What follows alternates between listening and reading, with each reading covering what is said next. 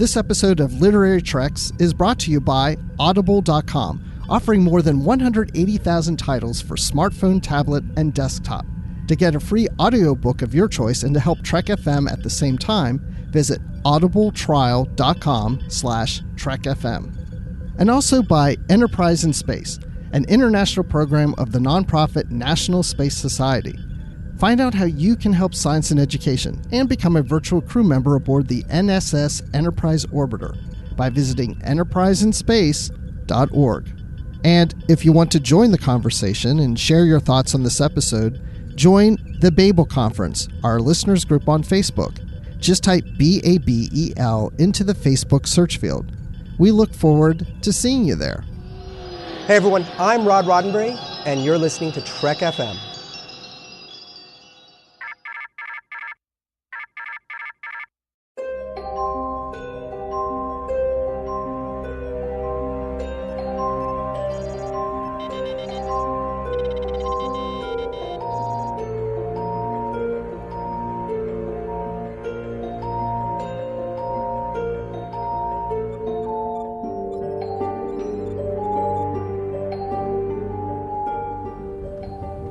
Are you taking all these books?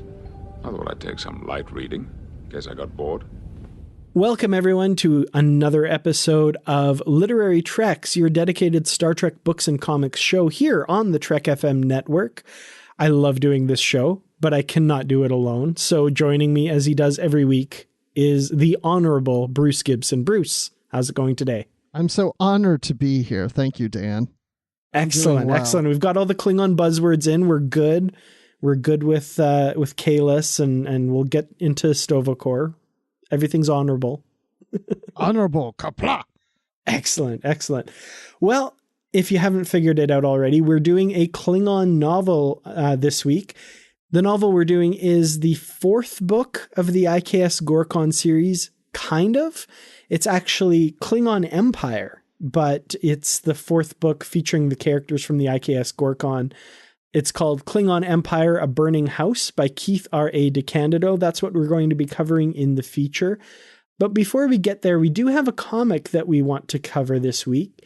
And this one's kind of cool. This came out just recently. It is Star Trek IDW 2020. And this was their celebratory issue for IDW's 20th anniversary, if I'm not mistaken. And this one is all about a young Captain Jean-Luc Picard and his first mission as captain of the USS Stargazer. So this special one-off issue was written by Peter David, which is definitely exciting because we haven't had him writing a Star Trek comic for quite a while. And with art by J.K. Woodward, which, if you remember his style, is that kind of watercolor painted look that I just absolutely love. So, Bruce, first impressions reading this issue, what did you think? I was really excited going into this because J.K. Woodward is one of my favorite artists when it comes to comics, and Peter David is one of my favorite authors, and for Star Trek, for sure. And he hasn't written anything in a while, like you mentioned, that's related to Star Trek. So I was really excited, but I would say it's not the best of Peter David's stories, but it's not that it's bad. I was really excited to go into it because this takes place on the Stargazer, and we're looking at the early years with Jack Crusher and Beverly Howard, soon to be Beverly Crusher. And it's a short adventure because it's just in this one comic, so it's not a series of 4 or 6 issues. So it's a quick story. But I would have to say that my first impression going in was very positive. Yeah, I would definitely have to agree with you. The artwork, first of all, it's J.K. Woodward, so no surprise there. The likenesses are gorgeous, and the style is just absolutely beautiful. I love how well he's able to capture Patrick Stewart as this young Captain Picard. The facial expressions and the looks are just absolutely perfect. The story itself, I was kind of expecting a little bit more of Peter David's trademark humor. And I just, yesterday started reading Imzadi 2 for an upcoming episode of Literary Treks. So, and there's a lot of that Peter David humor right to begin with. So I was kind of going in expecting that, but didn't really get that. But where I think the story works really well is it gives us a Captain Picard who still feels very familiar. There's a lot of what we know of Picard there, but he's got this bit of impetuous youthfulness to him as well. And some, kind of flaws in his personality that contribute to what happens in this story that he definitely doesn't have in later life. So I thought it was really good that it wasn't just a carbon copy of the Picard we know, but he's really used well at the stage of his life that he's in, a new captain who's kind of trying to prove himself here. And that part of the story, the character aspect, comes across really well. I like how Jack Crusher says to Picard before going down the planet, Jack Crusher, like, you shouldn't go, Captain. You're the captain of the ship. You need to stay here. This is something I need to do. And Picard's very insistent to say, I've handled quite a few hazardous missions, Mr. Crusher. And he says, yes, there's potential danger, but it's my duty to protect my crew and basically be an example of he can do things too. He doesn't have to keep all nice and safe on the bridge the whole time. So that's the reason he goes down. And when he's in danger, he tells through the communicator, don't send any crewmen down. He's willing to sacrifice himself for his crew. He doesn't want his crew to get hurt. So it was nice seeing that aspect early in his career, how he leads a ship. And it's some ways very similar to how he later leads the Enterprise. Yeah, so in the course of this, of course, he's down there with the security team, but the security team gets taken out pretty quickly. He basically gets caught up in a coup by the brother of the leader of this planet. And yeah, like you said, when he's injured, the guy who's leading the coup offers to let them beam somebody down to take care of him because Picard, like I said, is injured. And Picard says, don't send any crew members down. And of course, because he said crew members, Jack sends Beverly Howard down, who's not actually a member of the crew. Right, because Picard was very explicit earlier to say to Beverly, you are not a member of this crew. You may be visiting, you may be a cadet, or you may be in Starfleet, but you are not a member of the crew. So he made that very clear at the beginning of this story. Yeah. So that's something that I felt was a little convenient and made the story kind of work here, because I feel like Picard would have said, don't send anybody down, but that the fact that he says, don't send any of the crew down, it's just don't send any of the crew. Okay. You can send other people down, but not the crew. Exactly. So it's all very convenient. That was the one part of the story that I kind of went, but it works for the most part. It's a charming story. It's cool to see Picard at this stage in his life and how he deals with this crisis. And we also get to see Picard and Beverly meeting for the first time, which was kind of cool. Yeah, and he even calls her Beverly when she beams down to the planet. She says, you mean Dr. Howard? Why is he getting so familiar with her? He barely knows her. Exactly, yeah. Another thing is we finally get to see, I've always thought that these uniforms, the Monster Maroons, they already looked like dress uniforms. So I didn't quite know how a dress uniform would look, but we get to see that at the end because we get this cool scene and spoilers, you should pick this up, but spoilers, this ends with Picard officiating at Jack and Beverly's wedding on the Stargazer. So that was a really cool ending to the story. You mean Jack and Beverly got married? Yeah, spoilers. I don't know if you knew that. Oh my gosh, I wonder if they'll have a kid. That's too far-fetched. That'll never happen. I bet he'll be a genius. Very likely. Very, very likely. So I really enjoyed this.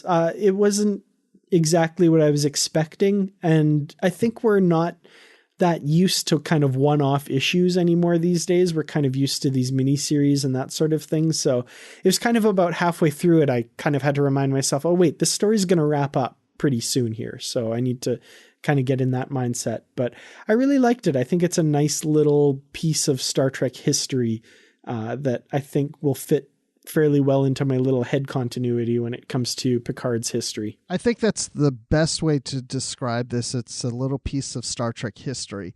It's not a must read. It's not this, oh, this is the best comic ever, but it's just so nice to see Picard taking command of the Stargazer for the first time.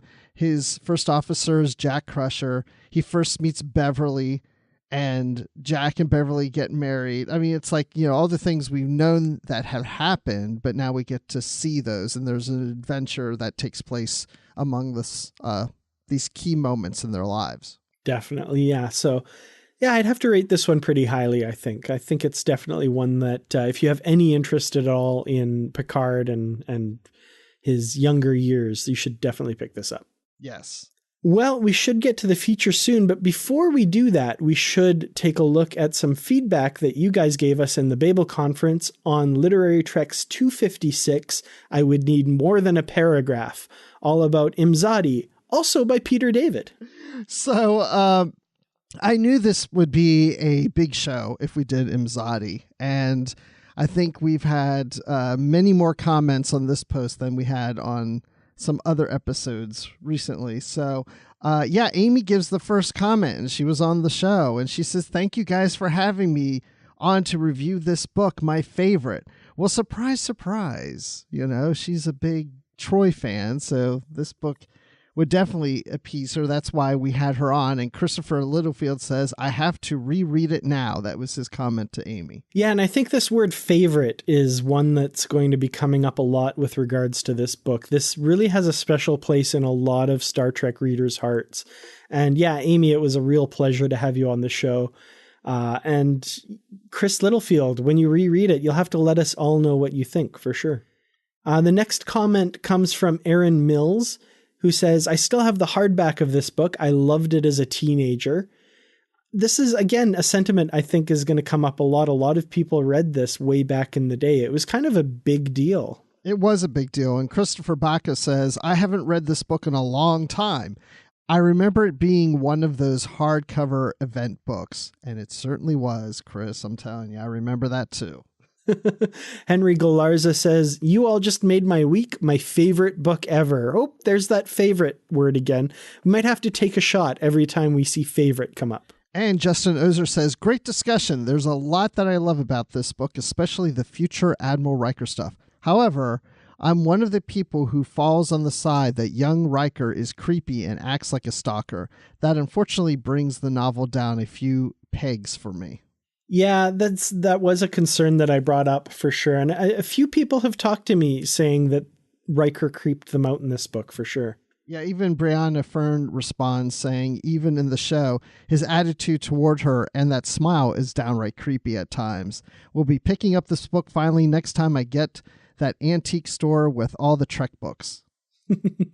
Excellent. Well, Julie Watts says, "Oh, I love this book. Can't wait to hear your thoughts." So we've got a few people commenting before they've heard the episode, but that's cool.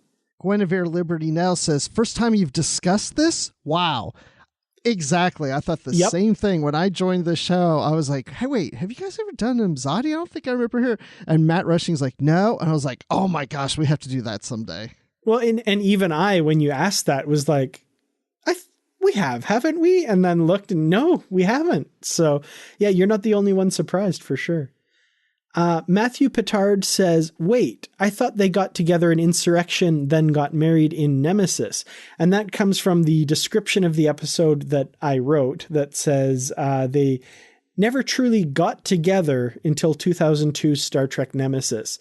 I'm going to go ahead and say that wasn't a mistake on my part. And I'm going to say that when they got together in Insurrection, that was just a little bit of a dalliance and they never really got together until Nemesis. But if I'm being totally honest, yeah, I kind of flubbed that. I shouldn't have said got together. I probably should have said married. Okay. Well, we'll let that pass, Dan. All right. Well, Henry Galarza mentions kind of what I just said. He says that was a nice flare-up, but no marriage until Nemesis. And Evan Jonette says, "Just sex in Insurrection. Dirty, dirty next-gen sex." Are we allowed to say that? I hope we're allowed to say that. You just did. Okay. Evan Jonette also says, I read this one decades ago. And Crystal Bensley replies, same. Hopefully this refreshes my memory. Perfect. Well, we also have Oz Trekkie says, great novel this one. Was one of the first TNG novels in hardback. That was a big event back in the day. The Things We Do for Love. Can't say I've ever changed the timeline, though. Me neither, as far as I know, but you never know. Maybe some future version of me came back and changed things or something. You never really know, for sure. You never know. And Adam Sutton says, loved this novel when it came out. One of the first novels I can remember rereading again and again. I can totally relate to that, Adam. You know, I said we should take a drink every time the word favorite has come up, and it actually hasn't come up since I said that. So, But Ed Harris says, been a while since I read this one. Good show as always. Well, thanks so much, Ed. Really appreciate that. And we have a comment from Josh Truax. I don't know, Josh, how to do your last name, but that's what I did. He says, Data commanding the Enterprise F in Star Trek Online. He never did that. Vakel Shone, a male Andorian, is and has always been the EF captain in STO. Data's only appearance in STO was in a cut scene at the end of a mission visiting the imprisoned Sela, and even then, he's only shown from behind and never identified by name. The only clue that it's Data is that he's carrying a hologram of Tasha Yar, whom Sela wanted to ask him about. Okay, so I have a couple things on this one. Yeah, I have read some of the short stories in Star Trek Magazine a few years ago, The Adventures of the Enterprise F, with a Andorian captain. So I'm not very familiar, but I'm familiar with Captain Shone. And I had never played Star Trek Online when we record this episode. However, I'm proud to announce that starting this week, I have started Star Trek Online. Oh, wow. So I am now on there. So I'm very excited about this. Darn it. I used to be on years ago and I kind of let it slide, but now I want to get back on and I don't have time. What are you doing to me, Bruce? Oh no. This throws my life completely in disarray. I don't have time either, but I'm going to make some time. Oh man. I also do want to address this comment. I did re-listen and I can see where the confusion came in. I was referring to the Enterprise F as Data's ship and saying that we get to see what it looks like thanks to Star Trek Online. I didn't mean to say that Data had been commanding it in Star Trek Online, just that he was in this book, but I can see where the confusion came from. So I should have been a little more clear on that. So thanks for mentioning that and letting me set the record straight on that. So, but yeah, no, it was definitely the Andorian in Star Trek Online. And I totally knew that, I swear. Yeah, I believe you. All right. Well, Justin Oser wraps it up by saying, just listen to the review of Terra Incognita number 6, as I was only able to read that issue the other day. I agree that this was a great finish to the series. Let's see a new series pick up where this one left off. I agree completely. I loved that series. I loved how it wrapped up. But again, there's like enough of a hanging thread there with the Mirror Universe stuff that they really could pick it up again. And I really hope they do. Yeah, I have a feeling they will. So... well, I don't know anything. I'm just hoping they will because I just feel like they will. Awesome. Well, it's kind of cool that we ended on Justin Oser because we're going to pop over to the feature now and guess who's waiting for us on the other side to talk about Klingon Empire, A Burning House. Oh, I don't know. Justin Oser? Well, we're just going to have to flip the page and see. Well, as we mentioned at the top of the show, we're going to be talking about the fourth and final book in the I.K.S. Gorkon series, Klingon Empire series. This is where things get a little confusing. This is the fourth book featuring the crew of the I.K.S. Gorkon. It got retooled to be Klingon Empire, but then this was it. This was the last book. So yeah, this is kind of a sad episode, I think. But we are talking about the fourth book in that series, A Burning House by Keith R.A. DeCandido. And of course, joining us as he does when we talk about these Klag books is the wonderful Justin Oser. Justin, how's it going? Good. Thank you for calling me wonderful. And it's great to be here for the fourth and sadly final of these books for us to talk about. I wish there was more, but this is it, guys. Well, I'm sure Keith is listening. So Keith, get to it. Write another one. Oh, I don't care if they haven't contracted you to do it. Just go ahead and write it and send it to us. And we'll read it in a series of podcasts, right? There you go. Definitely. By the sounds of it, I think he would love nothing more than to do that. Mm-hmm. So, man, if we could make that happen somehow, that would be amazing. I'm sad that, we're kind of letting go of these characters. I've really come to love this group of Klingons that serve together on the Gorkon. Really eclectic group of characters. And in this novel, it's kind of cool because they kind of split off and we get to follow all of them on kind of individual adventures. So this is a very different style of novel than we've gotten previously. Yeah, and I love this because we've gotten to know some of the members of the crew over the last few novels, and we've even commented on previous episodes that we were really growing to like these characters. And now, when we get to a point where we're warming up to them, we get these character pieces on each of them, which really gives you some depth into the characters. And I was like, this is the perfect opportunity, because if you'd done this as a first book, maybe I would have got into it, but now that I'm warmed up to them, it just made this more special. Mm-hmm. Yeah, that's true. We're invested in the characters, so it makes sense to follow them as they split off to other places. I mean, to be honest, when I didn't know what to expect for this one, my expectation, I think I said at the end of the last episode, was they're going back to Qo'noS. There'll be a crisis there that the Gorkon crew has to deal with. But no, they split off in different directions, different parts of Qo'noS, different planets, different things going on. So I didn't quite know what to make of that at first, and it was a little hard to wrap my mind around it. But I came to understand that this was supposed to, I think, be part of a new series, a Klingon Empire series, because you're going to different parts of the Empire. You're seeing more than just, the warriors and the people on the Gorkon. You're seeing people from a lot of different parts of the Klingon Empire, a lot of different ways of life, who sometimes kind of scoff at what the warriors do, which is really interesting to see. Mm-hmm. I think for me, that was one of my favorite aspects of this book, was seeing all those different parts of Klingon society. We see the warriors a lot, and other series kind of got into this a little bit. We saw, a lawyer in Enterprise and that sort of thing. But this one, I think, really digs down and shows you different aspects of Klingon society. We've got farmers, we've got actors who star in operas. We've got all kinds of different layers of Klingon society here, which I thought was really neat. So the way I've organized the outline here is we've kind of split it into each of the different stories.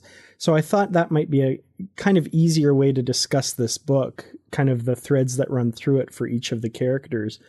So to begin with, we have Leader Wall, who I think we've mentioned is one of our favorite characters in this whole series. And she ends up accompanying Kagak and Goran to Phoeben 3, which is kind of a vassal planet of the Klingon Empire. We've met the Phoebans occasionally before. They do menial work on ships and that kind of thing. And it's a farm planet, basically. Now, Wool initially didn't want to go with them for various reasons, mostly due to her background, but she does end up accompanying them to where they're having a harvest festival. Their return to Qo'noS coincides with this Klingon harvest festival that I'm gonna just throw out here the pronunciation of yopta yupma. I don't know if that's right. But sounds about right. I know that sounds good. Yeah. Yeah. Give it a little more oomph. Come on. Yeah, that's the thing, is when we're reading this, I feel like we soften a lot of the Klingon language. But I don't know. The farmers seem a little more relaxed about it, so maybe they pronounce it like that. Yeah, maybe. I don't know. Or maybe they're like, yopta ropakada. I don't know. I'm just making it up. I feel like you've got to add a bit of graveliness in your voice. Yopta yupma. But yeah. I don't know if we're going to do that every time. But yeah, so they're there for this harvest feast, and a bunch of stuff happens. We see life on a Klingon farm, and Wool kind of comes around to appreciate this other way of life that she discovers here. What did we think of this whole section? And there's a lot going on here, because I think this is the one that involves probably the most characters at once. Yeah, so first of all, I think it's interesting you split it into the different sections, like here's the Phoeban story, here's this story and that story, because it kept flipping back and forth between the stories. And for me, a little bit, that made it hard to get back into it and be like, okay, here was the thing that was going on. I almost felt like as it was going on that it might have been better in like little novellas, but anyway, putting together kind of the pieces of what happens with Wall and I guess I'll pronounce it Kagak, I thought it was, but I don't know. So the people that are there in Goran, I mean, it was pretty interesting to see this farming way of life. And you don't usually think of Klingon farmers, right? We never see that in any of the series, but they're the people that grow the food for the Empire. And they have different ways of thinking about it because, I think at one point Wall is talking about, the dying with honor and all of that. And they're like, well, if I die, then who's going to take care of my family? Very practical considerations where these warriors have already kind of pledged their lives that they're going to, die for whatever honorable cause. But these farmers, it's like, I need to feed my family. I need to help feed the Empire. And that means I have to survive. So I thought that was really interesting to see that. It's almost like it's a constant, like if you're a farmer, you want to like survive and make sure your family survives and you provide. So I thought that was kind of an interesting connection because they sounded more human in that way. You know what I mean? Mm-hmm. I started to wonder if like this whole idea of dying with honor and all that sort of stuff, there's a certain element of that in Klingon day-to-day society, I think. But I also wonder if like, Klingon boot camp for the Klingon Defense Force, they just drill it so hard into their soldiers and almost cultish, but I don't want to say that. And it almost feels like the people who aren't warriors are like, yeah, that's the ideal. If you're a warrior, but I'm not. I have to help make the rest of the society function, so I can't act the same way. I can't like challenge someone to a duel and kill them at the drop of a hat because it's going to affect our whole community, right? Yeah, I agree with that. But then I rewatched Birthright, and they're not acting as warriors. And then when Worf arrives, they project the fact that they're not leading a warrior's life. Like it is, it's almost a bit confusing. It's like with Klingons, I feel like the messaging is that they're all expected to be warriors or warrior-like, but then when we see, scientists and farmers or whoever and doctors, for example, not everyone can be warriors. So I don't know. It's like there's the society where it's expected, but then you don't really have to be that way. I don't know. I don't really know how to say it.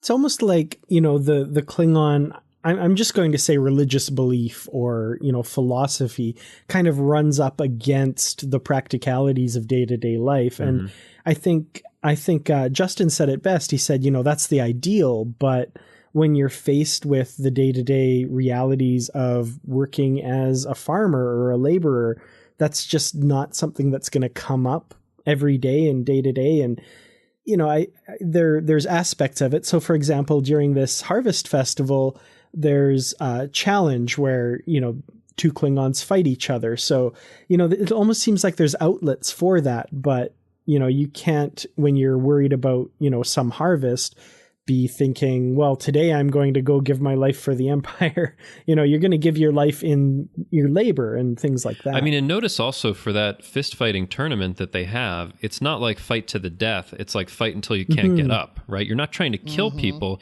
You're just trying to show like I'm the strongest, and it's this whole outlet for aggression, but also people get to bed and maybe they can get ahead and all of that. So it's a little bit different. Whereas if it was warriors, it would be like, just going to fight to the death. It's very different, and it makes sense with these practicalities, because I know that's something that Keith DeCandido has talked about. Like, not everybody can be warriors. You can't actually have a functioning society. So in this novel, he's kind of showing us, here's how you have a functioning society. Some people just aren't warriors, and they need to behave differently for the Empire to even survive, right? Maybe it's like in the Klingon instinct, it's natural to fight. But then in the society and the roles that they're in, they don't fight, but there's maybe some of that instinct there. And sometimes they don't, because they become more civilized, they hold that back. And then those who are warriors look at them as weak. It's like, I'm a warrior and that's what I've been trained to do. And now when I look at people who aren't fighting and aren't warriors, there's something wrong with you. You should be a warrior. That's our natural instinct. That's what you need to be doing. And everyone's like, but we're a society. We're a community. We have to get along. But it's almost like a religion in a sense, where when somebody's a certain religion, they meet someone else that isn't religious, they try to show them, you need to be like this. You need to find this religion and put that into your life. And I think that brings us back to the birthright example, and Worf kind of always having been that born again Klingon, really that prototypical, I live this and I really believe it. And, even the day-to-day Klingons that he comes across tend not to be as invested in honor as Worf is.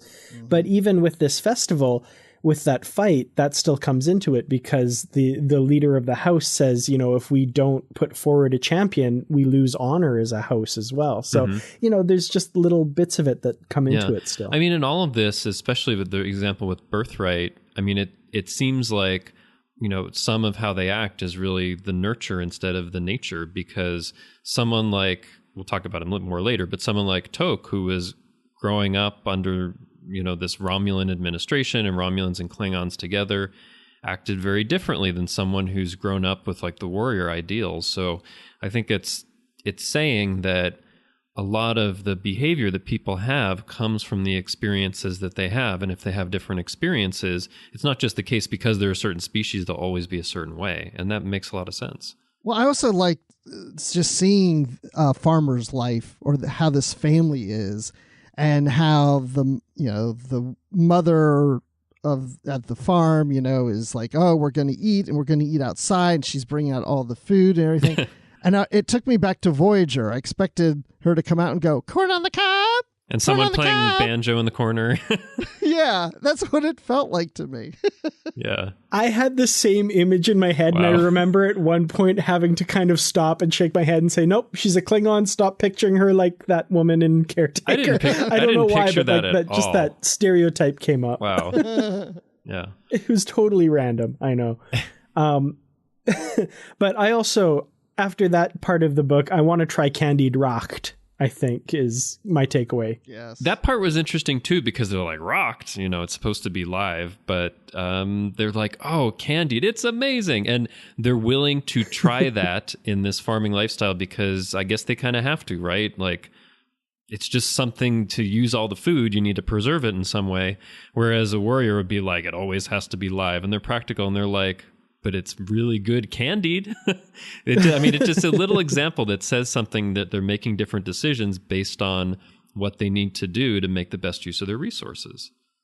Well, we talked a little bit about birthright, and talk has come up a bit already. So let's move on to that section of the book. And, there's so much in this book. I feel like we're going to be moving pretty quickly through these, unfortunately, but there really is just a ton in this book.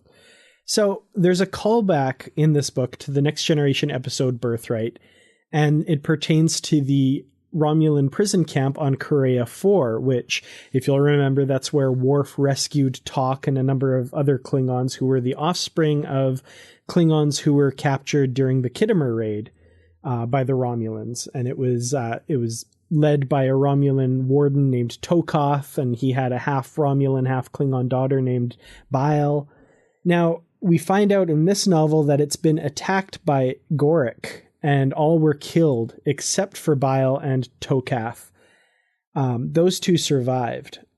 So Gorek's attack, we learn there's this whole convoluted plot that has to do with basically bad investments made by Lakor before the Khitomer raid, and this other family that lost big on that same deal. Their son is trying to get revenge.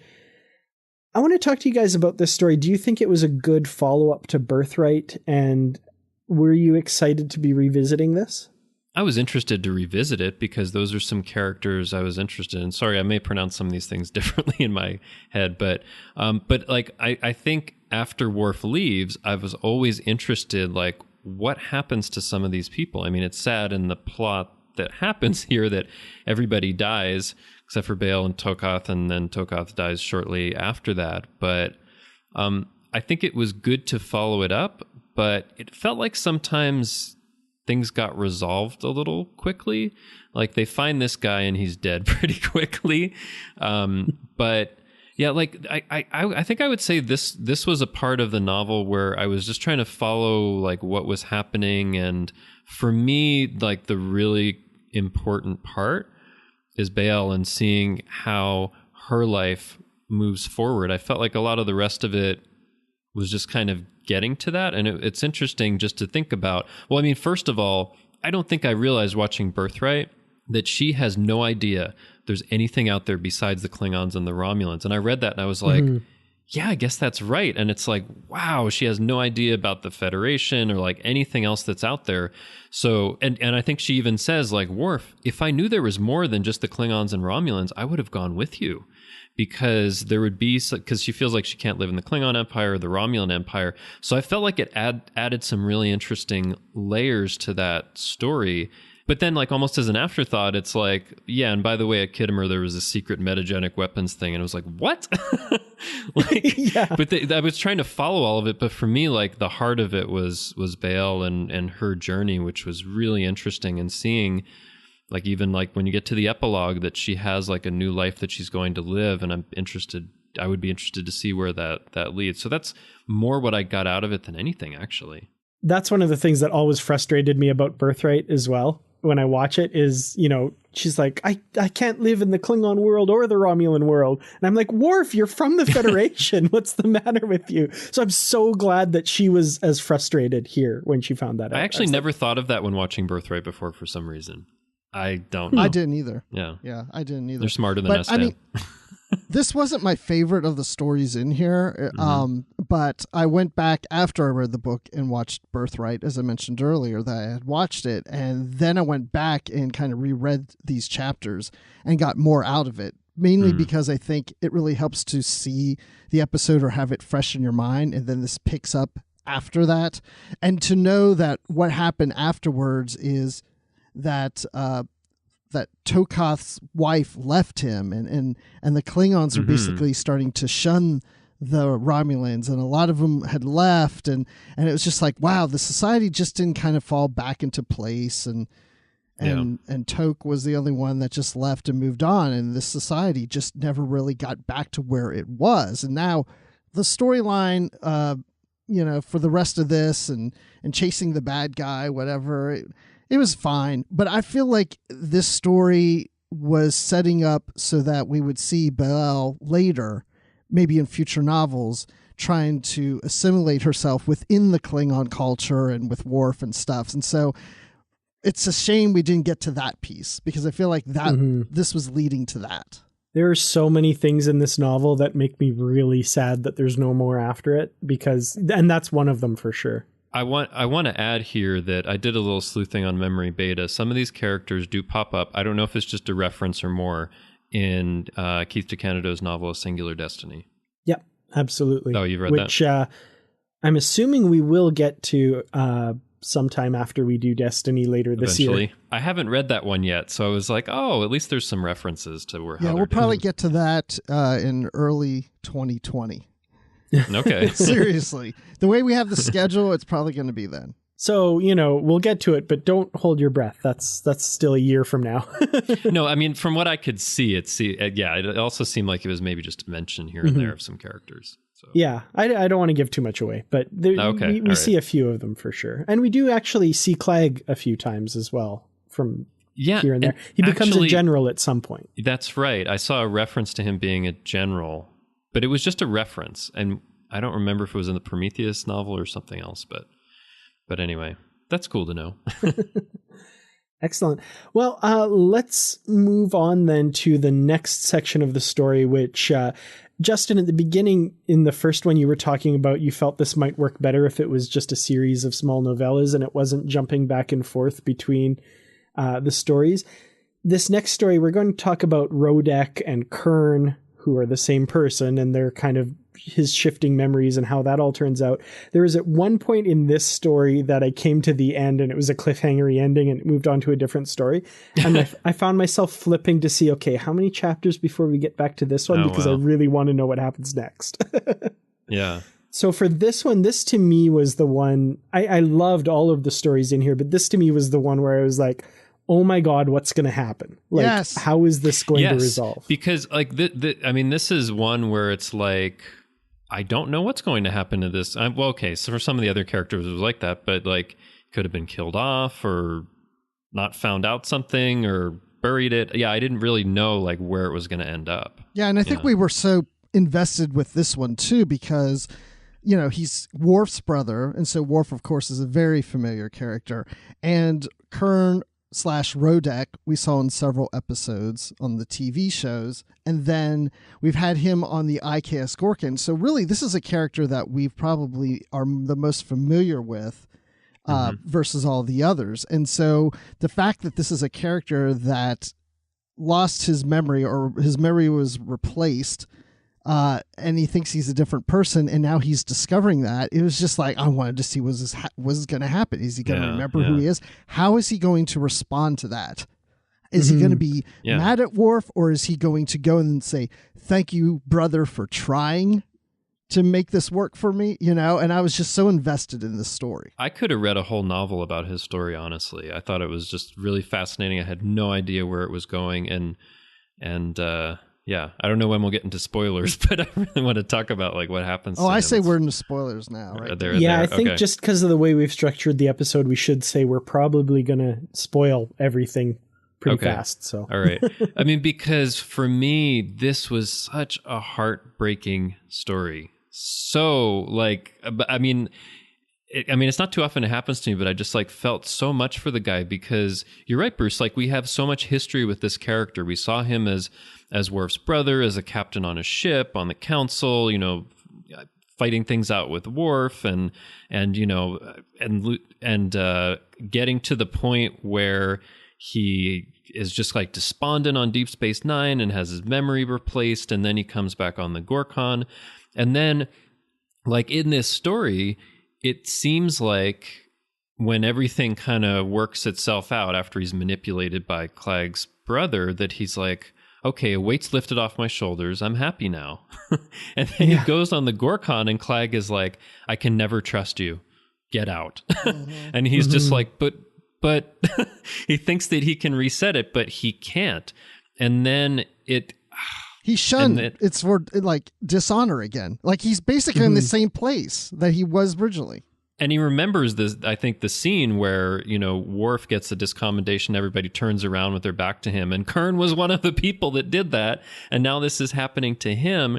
And it's like he's, I just don't know, because it felt like this guy really doesn't have much of a future, because he's thinking toward the end, what can I do? All I could do is serve on a ship where the captain is an enemy of Klag, but I think Klag is like the greatest captain ever. I was just like, my heart is in pieces for this guy. Like, what the heck can he do? He's got to be like, this deal is getting worse all the time.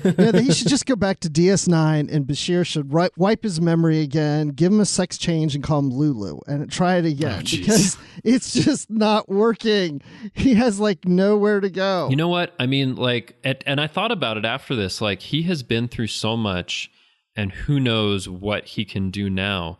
Like, and I don't usually think about it this way, but would it have been a better thing for Worf to just like do the Mokdavor and just like end his suffering? You know what I mean? Because he has to go through all these permutations and suffering, and it's like, would it have been better that he just died there? Why didn't Kurn ask him to do it again? Let's do it right now, brother. This isn't, it didn't work. Let's kill me now. Let's try this one more time. You say now, like during the novel? Like yeah, during the novel. Back when he realizes who he is, and Klag had nothing to do with it, and Rodek, Kurn, whatever, runs off, and Worf confronts him. It's almost like because Worf says, it's not my fault. They caught me doing this to you. They're on Deep Space Nine. He should have said, then do it now. Let's get it over with. But I don't think during this novel that Kurn would really ask for that, because I think there's a part of him that thinks, because he had that moment when things were lifted of like happiness, that maybe somewhere in the future he can do that, or maybe he can reclaim his honor. Whereas where he was at when he was on DS9 was that there was complete like desolation, like there was no way, there was no hope. There's like a tiny bit of hope that he's going to pursue, is how I feel about it. Well, yeah, no, you're exactly right though, because he does mention that the happiest he ever was when he was Rodek and he was on the Gorkon. And he has that now to fall back on. He can go back to being Rodek, but then as you mentioned, Justin, he went back to being Rodek, but he can't go back to where he was. It's almost like he has to start all over again. Yeah, this part of the story I think had the most surprises for me when Rodek, I guess, says that he says, I was never truly happy as Kurn once you came into my life because this happened, then this happened, then this happened. I'm truly happy as Rodek. It was not what I was expecting at all.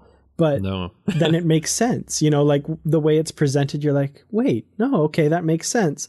And then you feel, like you said, you feel for him and it's like, oh, that's great. And he goes back to his life.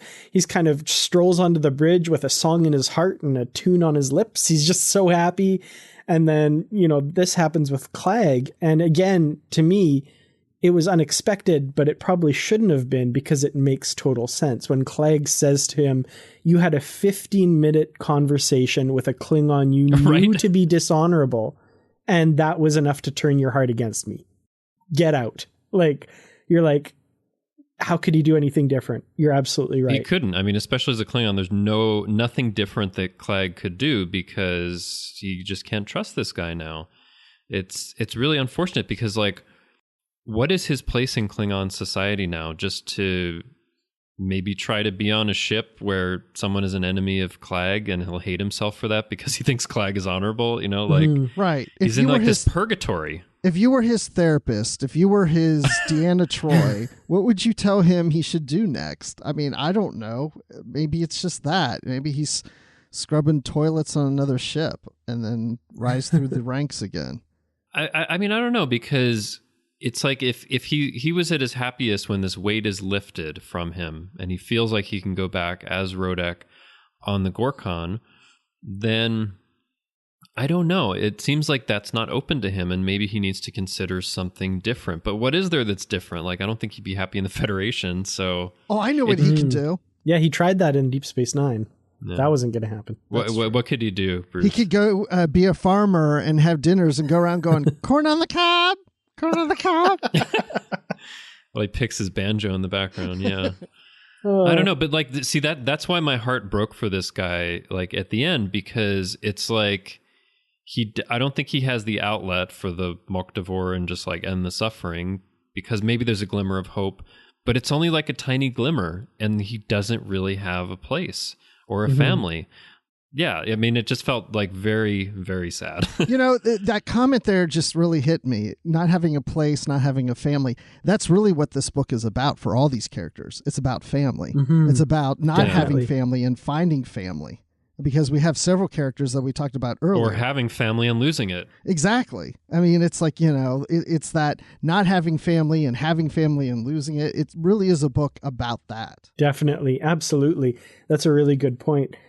The other thing I wanted to say about Rodek is if I were him, I'd be even more mad at Worf now because, he was fine as Kurn until Worf entered the picture and then everything went to crap. And he's like, I'm happy as Rodek.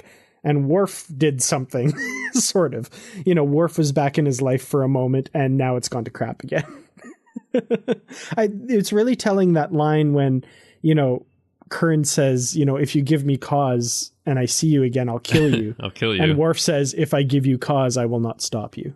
I was like, yeah, because I think Worf feels terrible about it too. Absolutely. Yeah. Yeah. All right. So moving on to the fourth story in this book, and these are in no particular order. Basically, they're just kind of random here. But we've got the chief medical officer on the Gorkon, Borak, and she is taking part in a conference for the Klingon Physicians Enclave. And this is a conference she's pushed for to hold, and it's kind of her project. And she's going to give a talk about her experience in performing surgery on Klag to replace his arm with that of his father's.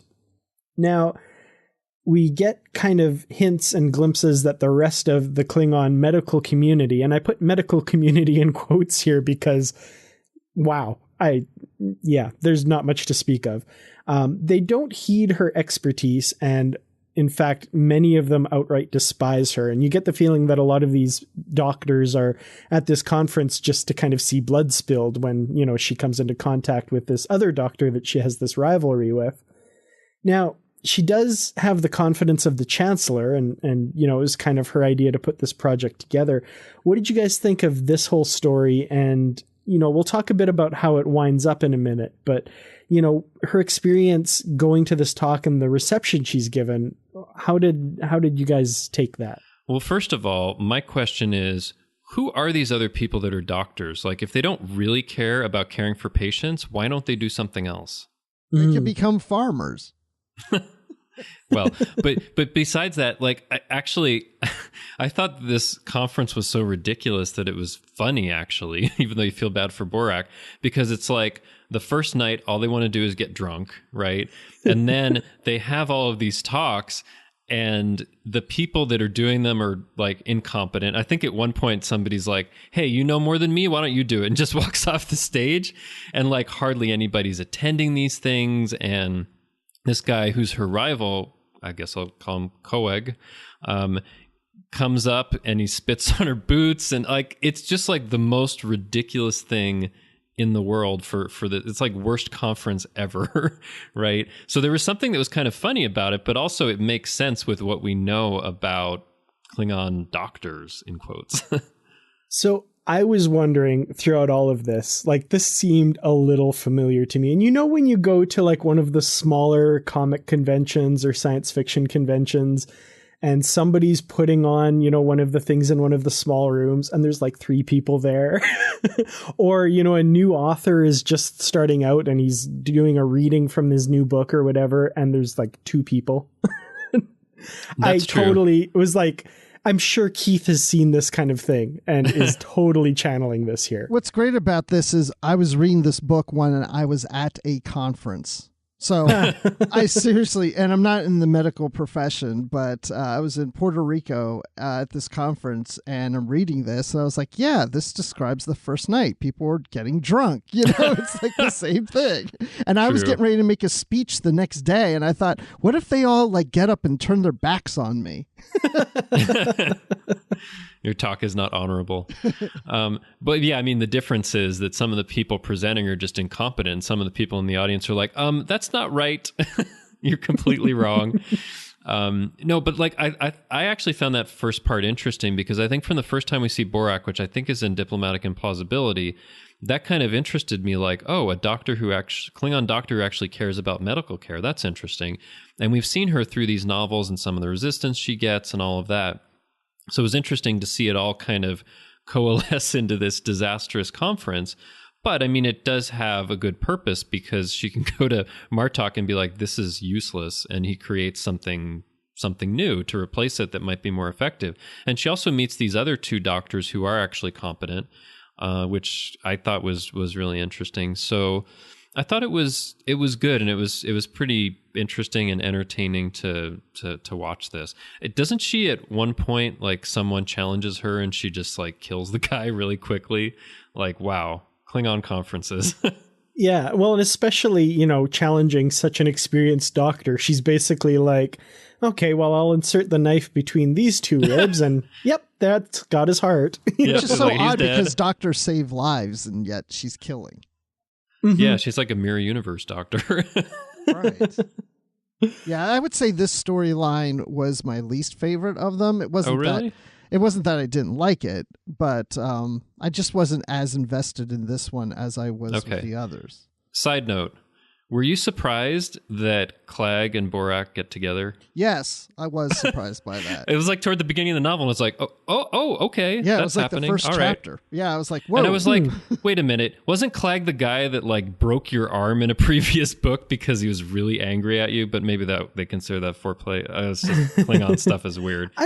If you read between the lines, though, like as it goes on, like they're kind of flirty, I think. And he notices the way she like tugs her braid and stuff, and he like I think there's some moments where he's like shaking his head and like, that doctor. And you can, I don't know, I kind of, it didn't surprise me, but it didn't not make sense, if that makes sense. Okay, no, I mean, it makes sense. Just it was toward the beginning of the book, and I was like, oh, okay. I just think like, okay, what is it like with the two of them together? Does he like stroke her hair and she says, "Oh, I love the way you play with my hair with your father's arm." Oh God. Please, Bruce. Oh, wow. That's a little weird. That's taking dad jokes to a different level. That's I've never told that one before. No. Moving Wow, on. you've Anyway, rendered us all speechless. I'm so sorry. Corn on the cob? No, but like one other thought about this. I thought it was really interesting that at the end of it, Martok's like, we'll create this Klingon medical authority and you will not be a part of it. And she's like, wait, what? And it makes sense, though, because she has so many enemies, but, she's helped to form this and she can do her own thing. So I felt like the end that it came to was great. It's not my favorite storyline, but I liked it quite a bit, actually. I felt like, so the way that story kind of resolves is conveniently, I guess, ? There's this air car crash and Borak rushes in to save as many people as she can. And basically everybody who's still alive after the crash, she manages to save with the help of these two doctors that we mentioned. But she also locates the pilot of the air car, and his family is going to be dishonored because it looks like this was an intentional attack. And the attending physician for the chancellor basically is this Koag, who is Borak's sworn rival.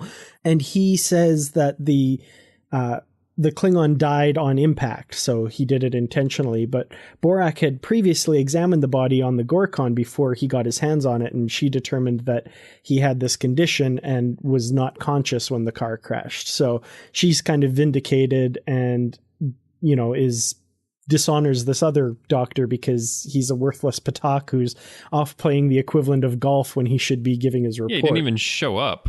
Yeah. I thought that was great. I was like, he's just such, he's totally, the rich, high and mighty doctor who just phones it in, who's off playing golf when he should be doing his job kind of thing. Yeah. And at one point they were like, did he just like see it on the news report and give his report based on that? That was great. So yeah, I like that, and I like Borak. And I like how Karak's like, "Oh, Borak, you should not be on the ship using sickbay right now, and I'm going to tell Klag." She's like, "Go ahead and tell Klag. I don't care." And Klag's like, "Yeah, Borak's right. Correct. You should. You're wrong. She did the right thing." And Karak's like, "Ah, crap." And I love how it all came together too, because they contact Klag and Klag's like, "Borak, how's the rescue mission?" And I was like, "Oh, it's going well. Kurak, what did you want to say?" And she's like, "Damn it. She didn't ask permission to use the power for the what?" "Yeah, well, that's fine." "Okay." I should have figured. Yeah, I love that part. That was great. Yeah. That was really good. So this other story has to do with another one of the 15th, this trooper named Gajoth, who, when we started this series, I didn't know all these characters, and I was like, okay, who's the one that writes operas and changed it to a poem again? And by the time we get to this 4th book, I feel like I know all these Klingons really well. And Gajoth is that guy that, was writing an opera, then he was writing a song, then he was writing a poem because he just couldn't quite get it right. But he returns to his hometown of Krenla, which, has seen better years. It's kind of become poverty-stricken. There's a lot of people out of work. There's no more demand for what it produces and that sort of thing. And his sister, Lacris, is a member of the chorus in a Klingon opera, and they're going to be debuting the Battle of Santara, which, of course, was in the first 2 Gorkon books. And Gajoth is kind of tapped to be a consultant for the opera. And of course, we learned that he's not really being used for his expertise. He's being used because they can say, look, we have somebody who is there, so it's all authentic and stuff, even though they're not changing anything because, that's the way of art. I kind of, first of all, wanted to talk a bit about, this is another area where I think Keith DeCandido might be, and I don't want to put words in his mouth or whatever, but where he might be kind of channeling his own experiences and that sort of thing. because I love Star Trek. I've always loved Star Trek, but sometimes I feel like they have a science consultant on staff so they can point at him and say, see, we have a science consultant. It's all scientific. You know, transporters aren't magical. They actually work by this, this, and this. And I was wondering if you guys kind of got that impression as well, that maybe this was a fictional analog to real life experiences. I didn't think of that specific situation that you were mentioning, but I was thinking of theater and movies and books and such, because they do take creative license a lot of the time with factual data. That's why when you see a movie, it says, based on the true story. Well, it's based on the true story. It's not the actual true story. By the way, or even like inspired by real events, which is even another step further away. Right. Yeah. But so I like that, and the fighting stances, and no, it's like that, or no, this was the hero, not that was the hero, and it's just like, well, that's what works better for the play. That's how, and that visual works better on stage when you're in a theater, and it is so much like that in real life. And I also was wondering, I really wish he would have worked in something where Joth say, oh well, no, that's not right, that's not canon. Oh no. Oh man, I love it. That would have been cool. But I like this part a lot. I mean, particularly because there's more to it than just the opera, but like for the opera, I thought it was really great because it's like, wait a minute, he didn't fight in a square, it was in a circle, and they're like, if we change that, it'll mess up the meter. And they've got like foam batleths or something that they're working with, and there's like all this stuff where they keep like, no, we can't change that to like everything he says, and he gets really frustrated. But in the end, I think to a certain extent he comes to appreciate it, like, oh, okay, it's impressive. And that makes people think our accomplishment was impressive. That's the point. Not that it be completely accurate. But like this thought came into my head while I was reading about this because, sometimes a Klingon will say, songs will be sung of this day, right? It made me think maybe they should change it to inaccurate operas will be written of this day. Like, because like, I don't know, do a lot of these warriors know that if they do these great feats that it'll be really twisted that way? I mean, I guess they must because they seem to watch operas, right? Maybe they just... But Gujoth doesn't seem to be aware that it's so inaccurate. Well, yeah, I mean, because that's really also what I was thinking is history always gets skewed, as these stories are being told, whether it's an opera or a song or, the histories of things get skewed just like K.S. I mean, there's stories that are told about K.S. And again, when I was watching Birthright, or maybe it was in this book, I don't know, but Worf was asked, well, is that story really true? And Worf doesn't say, yes, it's a true story about K.S. He's like, that's the story that's always been told, that's what we live by or whatever.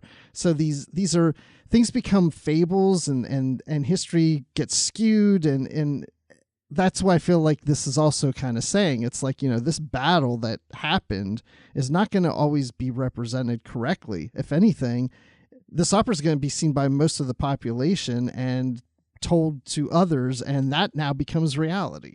Yeah, and I think we all know the friend who, watches an historical movie and is suddenly an expert on, some historical thing because they take the movie as gospel. And I'm sure there's tons of Klingons out there that'll do the same. Yeah. And for this opera, it's like a couple months later. They're not that far removed from the events, and they're getting it wrong. And sometimes knowingly, they're like, yeah, we know that, but we can't change it because of this, and this reason. But it also makes the love story makes it better. Yeah. The love story makes it better. Who cares if Tereth was already dead before? Like, Fake it news. makes it better. Yeah.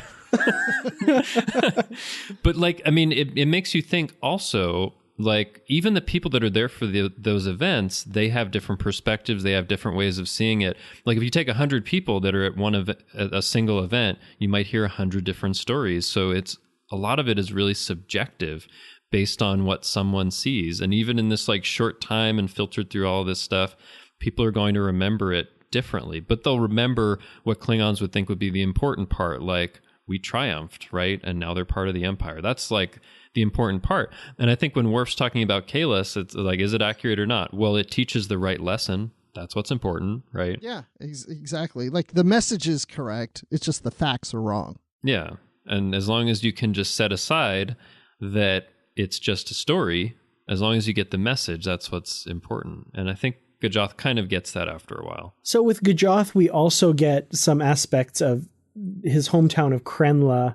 And this made me want to talk a little bit about poverty in the Klingon Empire and that kind of thing, because we don't really see that a lot. We see, like we've said, the warriors and that sort of thing. But the day-to-day life, they deal with a lot of the same problems that, we do here on Earth in the 21st century. We've got this poverty and also this kind of idea of going home and seeing things through different eyes. I thought this was a really interesting aspect of Gajoth's story as well. Yeah, like that part struck me a lot because you're right. You don't see, let's say, Klingon poverty or hopelessness or despair, which you're seeing in a lot of those scenes. And some people were saying, yeah, it's gotten even worse since Martok became Chancellor. And Martok has like a little reference later, I think, because someone else was from Krenla, and he's like, oh yeah, that place is terrible and it's gotten worse. And it made me think, like, does Martok not care about that? Is there nothing that he would want to do about? Does it, like, what is the position that a chancellor person would take in their society on that? Because it almost made me see Martok in a little bit of a lesser light. Like, he doesn't care about these people that are suffering, it seems like. Yeah, because there's that line, this is what happens when a commoner becomes the chancellor or something. That's like what someone says. They blame him for that. And I mean, maybe it's his fault, maybe it isn't, but it seems like it's not top of mind, right? Like in these council sessions, it's like, oh, let's adjudicate this house dispute and you want to get this petition for this or that. It never seems like they're talking about like, hey, there's like 1 million people suffering over there. What can we do about it? Yeah. I don't know. It reminded me of the Rust Belt, the cities in the Northeast of the United States. And I thought about that. Yeah. Okay. Cause it was just that, they were thriving towns, and then, that industry, whether it's coal or steel or whatever, just affected those communities. And I'm not going to say that it went into poverty and it was like quite like this, but, that was the vision in my mind, maybe because I had lived in the Northeast. And it seems like that's kind of what happened to this city. It's like they did something and that's not as valuable to the Empire anymore. Oh, well, tough luck. It seemed to be the way that people thought about it. But yeah, I thought about that too. Like there are certain cities and towns in the US, but also in other places where they might base it around something and then tastes change or the economy changes and they get kind of left behind. And it just, I think it's interesting that Keith DeCandido highlighted that because it's not something you usually think about for Klingons. I mean, or indeed at all in Star Trek, really, right? Like, and if you do, maybe it's some alien civilization you're just meeting. You don't think about it for those you're familiar with, like the Klingons or the Romulans or whatever. I mean, yeah, I guess you get to see it a little bit for the Romulans or the Remans and Nemesis, but it's kind of lightly touched upon in Star Trek, and it was really striking here for that reason. I really like how that story ends when, he's thinking back on his youth and how he used to watch the adventures of the battlecruiser Vengeance. Yeah. And so he brings the copies of all of the original episodes to his childhood friend who, they're not really friends anymore, but he wants him to give them to his kid and have him share them with the neighborhood kids because, maybe there's not a lot going for them right now, but they deserve hope.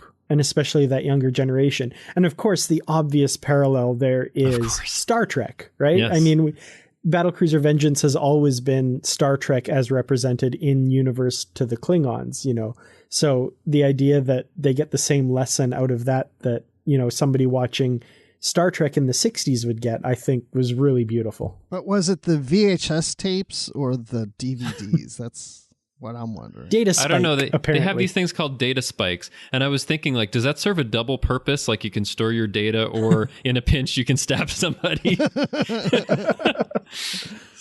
But yeah, no, you're right. Like that was a nice little end to the story where it's like, I know things are difficult here. Maybe I can't do anything for you, but maybe the children can have some hope for the future. I thought that was really... Yeah, that was a really nice thing. And like, yeah, the closest you could do to a Star Trek parallel.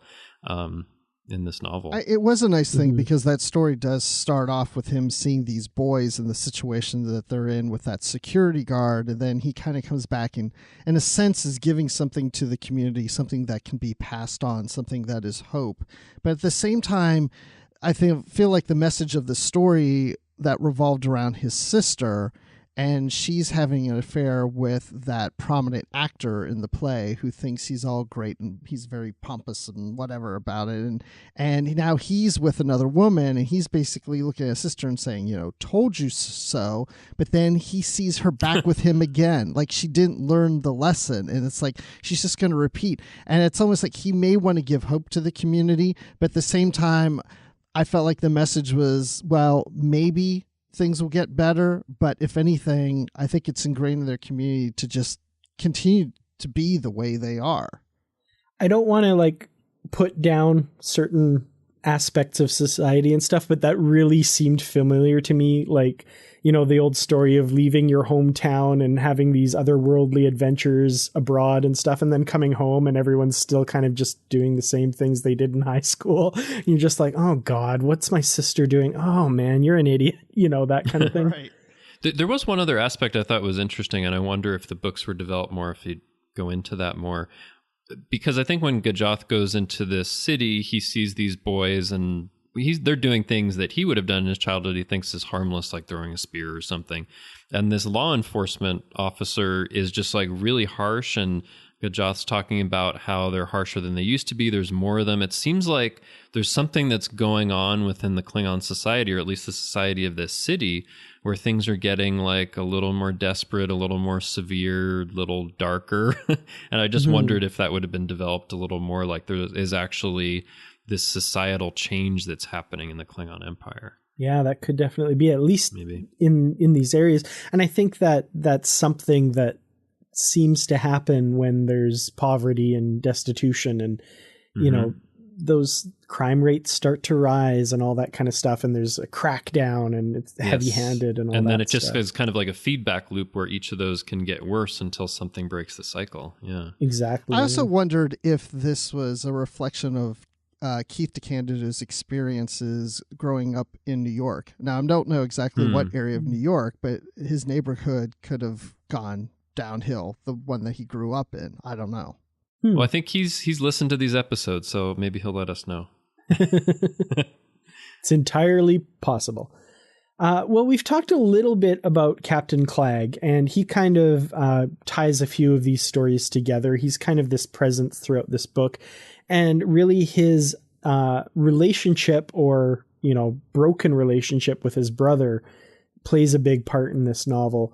As well as, surprisingly, his mother. Again, this is a novel that certain things keep happening and I'm completely surprised by them, but then afterwards go, oh, that kind of makes sense. I should have seen that coming. You know, the fact that his mother's talking about this broken relationship with his brother and why can't he just come back to the family? Oh, mother, you know why he can't. Oh, okay. I've poisoned you, by the way, and now you have to go fight him. You know, it's like, oh, right. These are Klingons we're talking about. Okay. So what did you guys think of the role that Klag plays in this novel? He has a very small role compared to these. Like he has a bit of a storyline, but he doesn't have the chapters like some of these other ones. Yeah. But if anything, I've just really hated his mother. I thought she was a jerk. Right? Like, she just lost her mother card, in my opinion. That's interesting, because I didn't feel that way. I felt kind of sorry for her that she'd been kind of put into this situation. I felt like his brother, Dorek, was the real bad guy, and almost like wholly evil. To the nth degree, yeah. To the nth degree. And that the mother was just kind of forced into that situation. But like overall, like when I think about Klag, yes, he's had important parts, but I feel like for the captain of like the important ship in all of these novels, he's had less of a role than I might have thought he would. And I've liked a lot of the other characters more and felt for them more. I mean, it feels weird because like if you had 4 books that were about, you know, the Enterprise E, probably Picard would be really important, or the 1701, probably Kirk would be more important, or that kind of thing. Maybe not, because it's different in different novels, but it surprised me looking over these 4 novels that he hasn't been kind of more important, and I haven't been like there have been things that I've liked, but it's kind of like he's there, he moves along the story, I like him, but I like a lot of the other characters like a lot more. Yeah, it's almost like this is definitely more of the ensemble type of stories than most Star Trek series. I mean, most of them are an ensemble, but the captain always seems to be the lead, except for Discovery, where Burnham is the lead. In this case, I don't feel like any of the characters are really the lead of the ensemble. I really feel like it's almost equal. You know what? Like what, and also like, because this is the last of these novels, just reflecting on it, for me, like usually the bridge crew is like the heart of things, but for me, that 15th squad is the heart of things. Yes. And for me, like I have been most fascinated by them because it's something I didn't expect when we first read these novels, and it's something I've loved, that lower decks kind of aspect for this Klingon ship, and just picking out this squad, and you see, you know, Wall going through all this stuff and all the different people in the squad and all of that.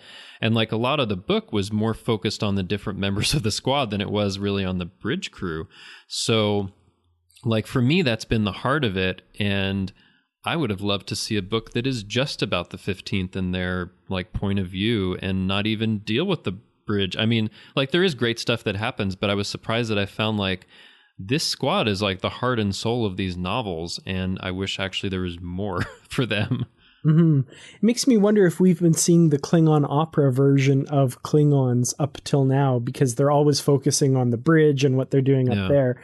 But like the Klingon opera in this story, they don't even mention the ground troops that had the big role at Centaura. It's all Klag battling this leader in the square, which is actually a circle. Right. Yeah. I mean, it's true. And I think because you're able to have multiple books, and really in a book you can explore these things more than a show or an opera, like Centaura, you know, it was 2 books here, and they're going to explore it in this one opera that's, I don't know, 2.5 hours. Like there's not much you can do, like a couple characters and that's it. So I think it highlights the art form of the novel in really being able to bring out more depth and more characters and really get into it more.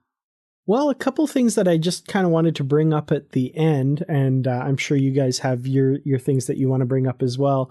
I wanted to highlight Kurak and Leskit, who I'd kind of forgotten. Like near the beginning of the novel, they're talking about, oh, why can't we just be mated? Oh, I can't because my current wife would be out on the street because of her situation there.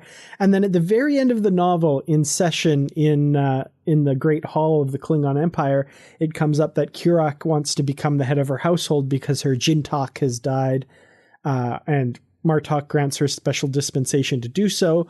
And basically off to the side, we see this woman, or she names this woman as her house is Jintok, which is, a woman Jintok, that's rare, but yeah, sure, that's not a problem. And then the woman she named marches over to this elderly Klingon and backhands him and spits on him and divorces him. And then the elderly Klingon walks over to Kurak, and we realize it's Leskit, and they get married then and there and then walk out. And Martok's kind of like, well, that was weird. Anyway, I love that. I was crying laughing at that part. It was so brilliant because you definitely didn't see it coming. And then they come up with this solution that kind of narrowly threads the needle so that they're like, that's weird. Okay, moving on. Instead of like, you can't do that. But like they found this brilliant way to, I loved that. Yeah, and it was so good. Out of the blue, you know, not even expecting it. Just because these 2 characters weren't used throughout the novel. I mean, very little. And then all of a sudden this thing happens. It's like, whoa, what just happened here? Did I miss something? I feel like Keith DeCandido had fun writing that. Like that would just be so much fun to write. For sure. Yeah. The other thing that I wanted to bring up is stuff that, again, makes me sad, because if the book were to continue, if the series were to continue, we'd get these followed up on. We've got Lorg and Imperial Intelligence, and Lorg, it turns out, has his fingers in a lot of pies here. There's a lot of stuff going on with this guy, and I don't know if I'd really care too much about this story. It's kind of Section 31, but with the Klingons. But at the same time, I'm like, it's obvious that they're building to something. And Keith was wanting to build some story out of this that now I'm sad we won't get, because I'm sure it would have been great. Yeah, I felt like it was building up to that at the end, that there was going to be something in another book about Lorg. And I always got confused about Lorg too. Like, I don't know why I have a hard time with him, because he seems to represent different things at different times throughout the book. I'm like, wait, I thought he was so-and-so's he's Worf's. Wait, I'm confused. You know what, Bruce? He's the Klingon Garrick, because you're not sure what to think of him and what schemes he's into, right? Okay, so there's been this thread of Imperial intelligence that we've seen throughout the different novels, and there's some in this novel and whatever was going on in Khitomer. But then at the end, like there's two epilogues. One's about Bail, the other is about. Is that about Lorg? The second epilogue? Yeah, I think it is. Mm-hmm. Mm-hmm. And like you come to, first of all, like this guy is sadistic in because there's this, female Imperial intelligence operative who he's angry at, and he forces her to watch him like repeatedly killing Klingons that look like her. Like, my goodness.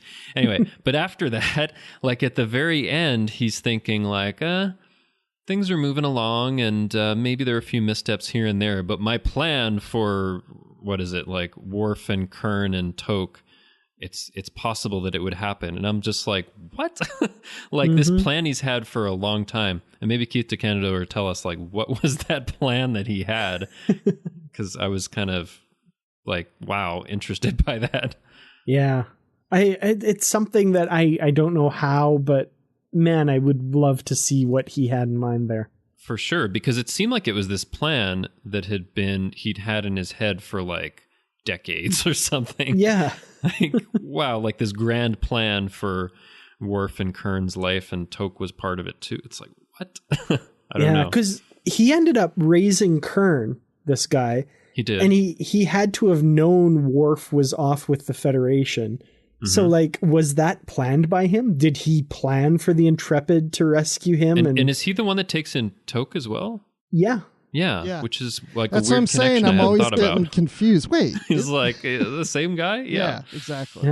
Yeah, so definitely he's an old friend of the family of Worf's. That whole Imperial intelligence thing was going somewhere. I don't know if it had something, because there's these frictions that happen between them and like the rest of the government and the defense force. It almost made me think like they would have some plot at some point that you'd see in a novel for them to try to take over the Empire or something. I don't know. That's the only thought I had. Could be something very different. I love how I've always loved this in Deep Space Nine, how close Worf is to being the Chancellor of the Klingon Empire. He has the cloak thrust on him, and he could have just taken over right then and there. And I think Martok in this novel even says he more than deserved to be the Chancellor, way more than I did. Like, oh, I can't believe he did this to me. And like, man, how would that have figured into Lorg's plan? Would it have been like the best thing ever for him, or would it have thrown a wrench in things? Like, it's crazy. I haven't read the book, The Klingon Art of War, that Keith DeCandido wrote, which would have been after these. I have the book. It's on my shelf. I just haven't read it yet. Is it a reference book or a novel? It's more of a reference book. But yeah, in a fictional universe within the universe, I think. But I just wonder if any aspects of these characters or these events are in the book at some point. Not at all that I recall. They're mostly, as far as I remember, like historical stories that all relate to the tenets of Kahless's teachings, kind of and thing. I know that, I think it was you and Matt that covered this book on a previous episode of Literary Treks. Yeah, and I love that book, partially because, Keith DeCandido finally, during the huge drought we've had of him not writing Star Trek novels, so... but it's very good, so I do recommend it for sure. I know it's a small part, but I actually liked that that Rodek / Kurn goes to Deep Space Nine and we see Bashir and Ezri for a little bit. Yes, I just always like seeing them. I know it was a small thing, but it's one of the only novels where you see Starfleet officers in this 4-book series. Yeah, I got a little excited. I was like, "Ooh, he's going Deep Space Nine. Ooh, there's Bashir. Ooh, Ezri." Yeah, I was getting excited. Nog has one line where you hear him on the intercom. Yeah.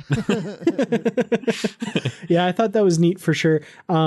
That's actually, it was right after that part where Kurn's in the restaurant and Dorek comes up to him and says, "I know who you really are." And then it like goes to the next story. That's the moment that I was flipping to see, like looking for Bashir's name. The Klingon restaurant, which was one of my favorite things ever. So it was great to just even see that in a novel. Yeah, that's always fun for sure.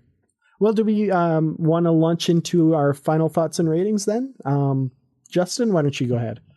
Yeah, so I think I talked about it a little bit at the beginning. Like, I wasn't quite sure what to make of this one and thought maybe it could have been better organized into novellas. I mean, as we talked about it, it made me realize like there are some stories that it took a little time for me to get into. Actually, the story with like Wool on the farming planet took me some time to get into that, but it was kind of a nice story. And I like that we got to see Goran in this in this contest, basically just like going up to their champion and like crushing him instantly, which was cool. And then like we talked about the one for Tok, which had some, I got the most out of that from Bael, and like the actual machinations, maybe I wasn't as into it. I mean, the Rodek stuff was, for me, that was the best part of the novel, because it was just like, it was twisting me all of these different ways, like the triumph and the tragedy. And like, this guy has almost like a Greek tragic story, doesn't he? Because it's all the stuff that happens to him, and it's really sad. Well, maybe not complete Greek tragedy because he's still alive at the end, but anyway, but like for me, that was just such a heartbreaking and amazingly written story. I love that. I mean, the Borak stuff I really enjoyed as well. I like the Gajoth stuff and the stuff with Klag and the little bits, but I mean, so we've gone over the previous 3 novels, and I think I loved each of those. And as much as it pains me to say it, I didn't love this one quite as much. I did really enjoy it, but like part of it, I think, was the structure. It was throwing me off, and I wish it was just novellas. Like, here's the start to finish story for Wool or for Tok or all of that, and then at the end they all kind of get together, and you see like the family that they are and everything, and like that. So that the structure of it threw me a little bit, and some of the stories I wasn't as into, and I was a bit like you, Dan, where I wanted to like kind of flip to the next thing. So it pains me to say that, because I've loved these novels so far, and I like where it was going, but I wasn't quite as into it. And I always hate to say that, but it's the truth for this one.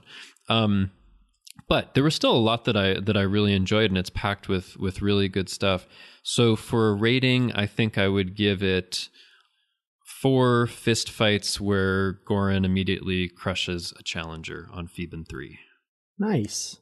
Bruce, how about yourself? I'm pretty much there with Justin. I do agree that there were times it getting a little confusing when you're jumping from one story to the other. Maybe it would have worked better to be little short stories and novellas that kind of stick the stories together. I did go back and skim through the whole book again later just to kind of refresh my memories of some things. And so it helped to do that, and it helped connect the pieces because I knew where the story was going.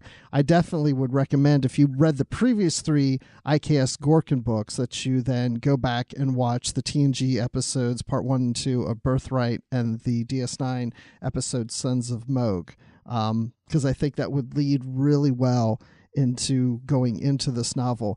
But looking at these characters individually, or these little off stories of them dealing with family and with one another, it was a great character piece, but it didn't have that action adventure and going off into the ship and battle and all those other Klingon things that we're used to in the other novels. So in some ways it's almost fitting that this wasn't called the I.K.S. Gorkon, since it didn't really take place on the ship. It took place more among the Klingon Empire. But I did enjoy it. Probably not as much as the previous 3, but that's not because I didn't like it. It's because it's different. So it's hard to compare to those other 3. It's a different type of storytelling. But I did enjoy really getting to know these characters. As a matter of fact, when Lesket took Kurak to the Vulcan restaurant. The Vulcan restaurant, yes. Yes. I forgot about that. I thought, is that Vulcan restaurant later used by Dayton Ward in the Klingon travel guide? And I want to go back and look.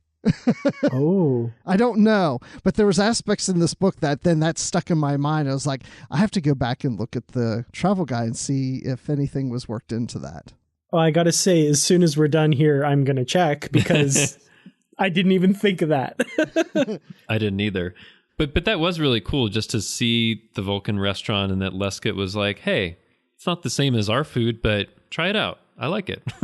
And you just wouldn't expect a Klingon to really be into that. And the way it was represented almost sounded like it's a restaurant from the Far East in the United States, like a Chinese restaurant or something. It had that feel to it, the way they was describing it.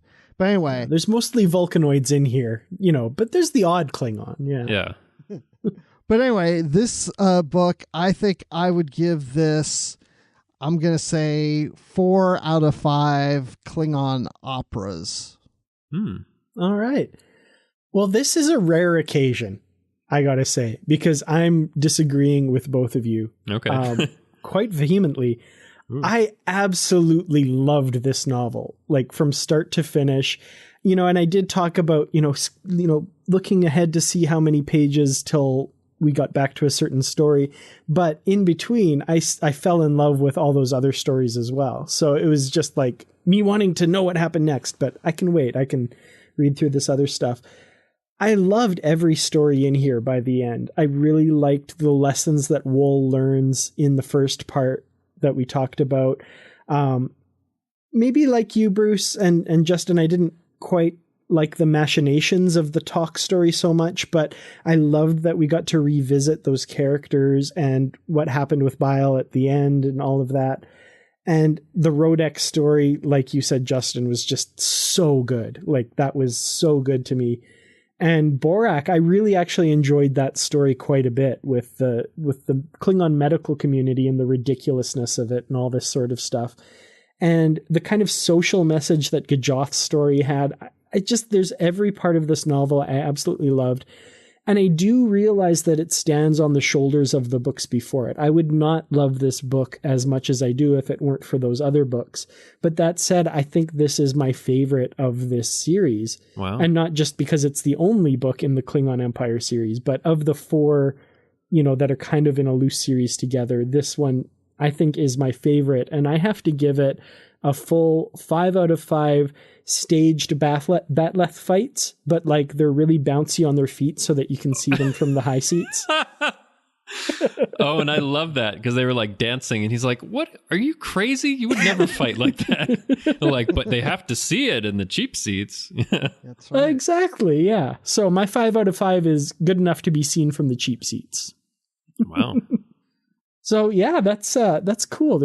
I was blown away by this one, and I don't know why. Maybe it just caught me in the exact right mood, but I loved it. So with that said, Justin, where can people find you on the network and elsewhere? Well, you can find me elsewhere on the network, co-hosting Earl Grey. That's our dedicated Next Generation podcast with Amy Nelson and Richard Marquez. We have a great time talking about the Next Generation every week. You can also find me on Twitter. I'm at TrekFan4747, where I tweet about nothing but Star Trek, including novels that I read, lots of other Star Trek stuff. You can also find me hanging around the Babel Conference on Facebook. And as I like to mention here, there's a couple of Facebook groups that I take an active part in, posting reviews of novels that I've read and things that I've found. And that's literally Star Trek, the Star Trek Books Community Group, and the Star Trek Books Discussion Group. So hope you'll join me at any one of those places. Love to talk to you. Awesome. Well, thank you so much for joining us once again. And it's sad that we're done with the I.K.S. Gorkon and the Klingon stories. There's a few more here and there that, I don't know, we might have to work in somehow and bring you back to talk about. I noticed that there are, I read about them in part of The Brave and the Bold. So I did read that while we were going through these. And I know there are some short stories and things in like the Tales of the Dominion War and Captain's Table even, or Tales of the Captain's Table or something like that. Yeah. Mm-hmm. So yeah, it's not the end of the Gorkon. There's more than just these 4 novels plus Diplomatic Implausibility. Definitely. And the funny thing is, I read the one, I think the only other one I've read is from the Tales from the Captain's Table, but I read that before I'd read any of these. So I remember not really enjoying it. So I should go back and revisit that. Yeah. Yeah, I didn't know who any of these people were. So I haven't read any of the Captain's Table stuff. I recently got it and put it on my shelf. So I'll read it sometime. They're a little different. I think you'll be pleasantly surprised. Yeah, we'll do those in 2022. There we go. All right, I'll make the appointment. Well, Dan, I think it's great that you love this novel so much. I mean, I really did enjoy the novel. I really did. But not loved it like you did. Yeah, like I said, I don't know if it just caught me in the right mood or what, but this one, everything worked for me for sure. So it's definitely my favorite of the 4 Gorkon novels, which is really saying something because I really enjoyed all of those. I'd almost would be interested to see you go back and reread it, but note which chapters tie into each other as a story and read it like little novellas. Like, so skip ahead to those chapters, then go back and start another story and skip to those chapters and have them all connect that way. That would be interesting. There's a couple little areas I thought about this where they overlap a little bit, where there's different characters that appear in both stories, but yeah. I think it would hold together, and I think if you keep that in mind, it could really work. Well, it's been fun talking about jumping around the timeline of this novel today, but this is not the only thing we've been discussing on the network, so here's a quick look at some of the other things you may have missed elsewhere on Trek FM. Previously on Trek.fm, The Ready Room. I just wonder, I think this is sort of a delicate focus area for a series, Section 31. I think it will be very easy to make an interesting TV show that strays too far away from what Star Trek is at its core, unless it's handled carefully. And so I'm going to be interested to see what they do with it. And I'm kind of wait and see. That can be a dynamic tension. You could have 2 different characters or 2 different factions that represent that spectrum. Earl Grey. But yeah, it is kind of a very Kirk thing. Like, I'm gonna, save the day this way. Yeah. Yeah, I love that. It's a great moment because the twist, you just don't see it at all. And here Riker comes and is like, nope, I'm not. And then bam, bing, bing, and poo poo. Yeah, I think the first time I saw it, I was like, oh no, if Riker's infected, how are they going to get out? Oh, wait a minute. Yeah, right. Yeah. And just right to the very end. It was great timing on that. Yeah. The Orb.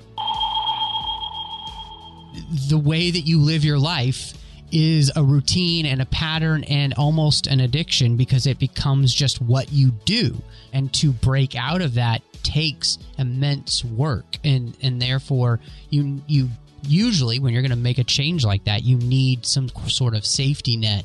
And Burrell hasn't been in a place where he feels that long enough, even though Kira is kind of offering that to him. The Edge, a Star Trek Discovery podcast. Pike's answer was a little, well, I owe you a simile. Like, oh, come on, dude. But when he talks to Connolly, he's like, do you see how many syllables died? Like, that was great.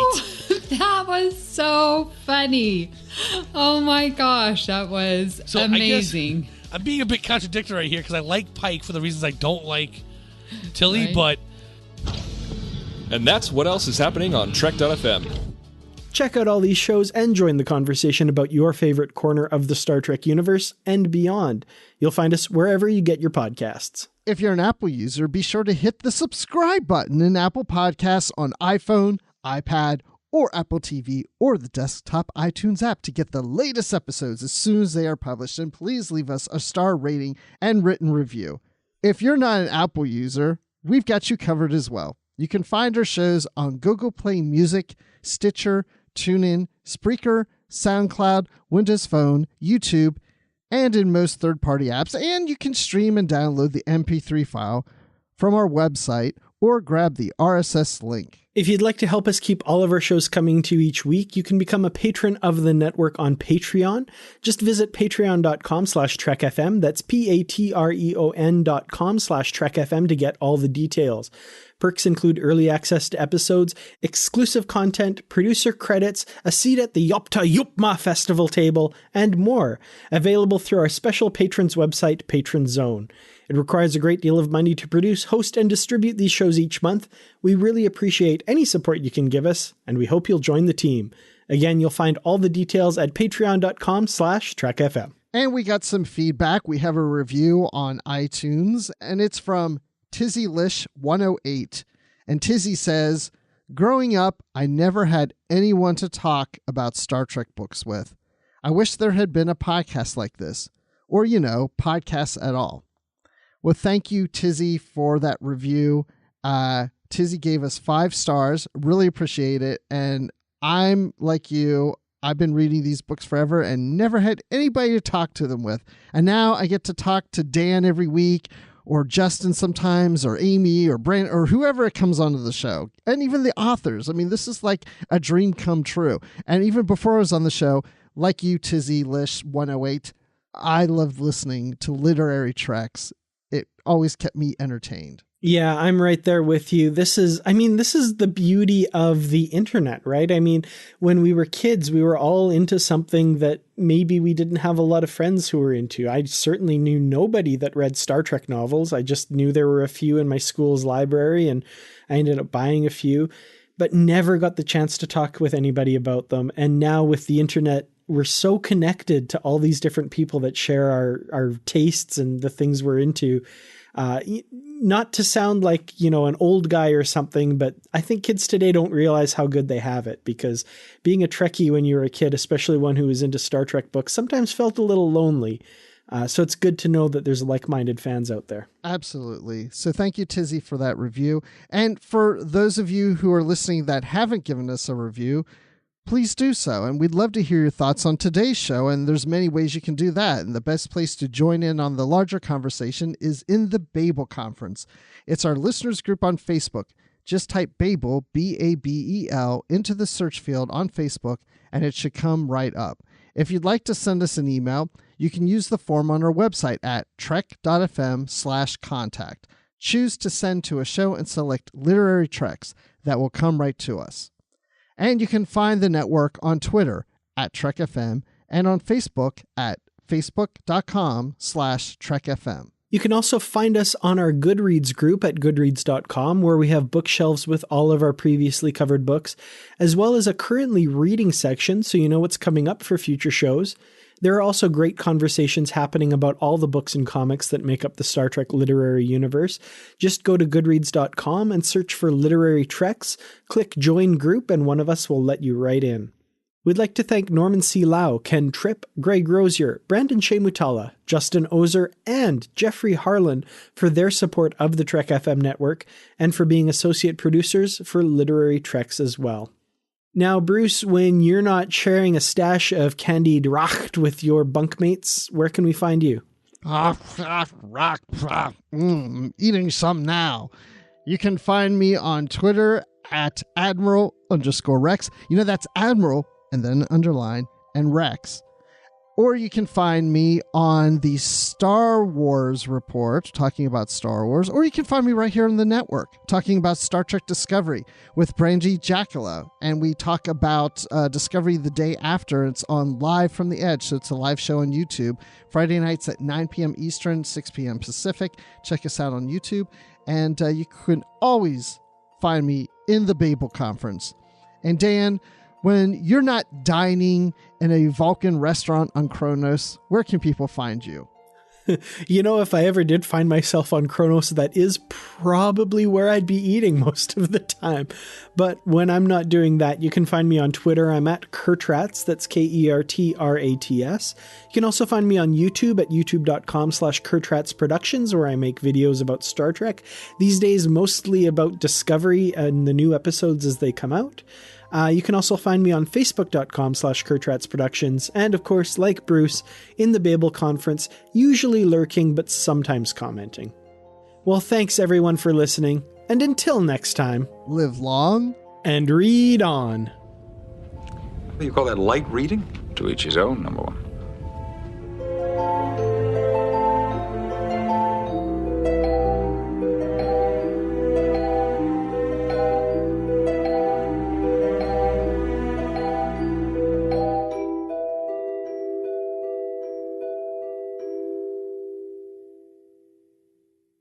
Previously on Trek FM. Warp 5. Standard orbit. The 602 Club.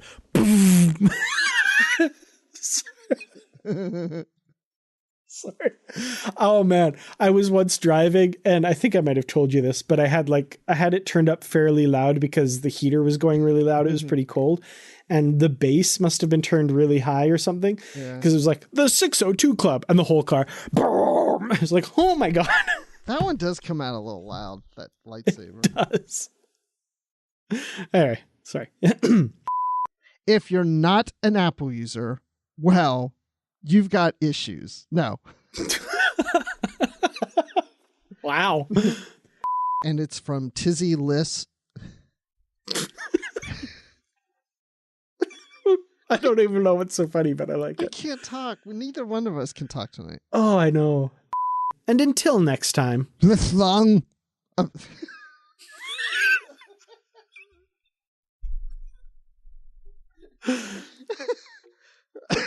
So we're going with that? I just wanted to purposely mess up, and I just... Oh, God.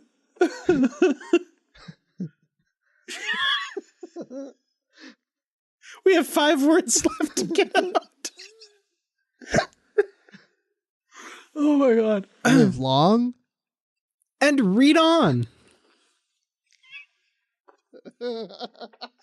I could do it.